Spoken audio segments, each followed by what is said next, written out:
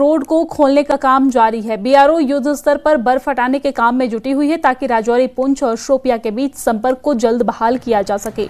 भारी बर्फबारी के चलते इस मार्ग को बंद करना पड़ा था, जिसके बाद से हाईवे के एक बड़े हिस्से पर बर्फ की मोटी चादर जमी हुई है। बीआरओ के कर्मचारी और मशीनें वाहनों की आवाजाही शुरू करने के लिए लगातार जुटी हुई है।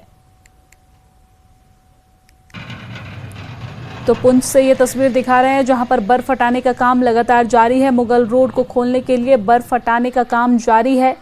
बर्फ की मोटी परत यहां पर बिछी हुई है, जिसको हटाने के लिए हमारे सुरक्षा बल और पुलिस प्रशासन मुस्तैद नजर आ रहे हैं और जेसीबी की मदद से। और देख सकते हैं किस तरीके से सड़कों से बर्फ हटाने का काम जारी है।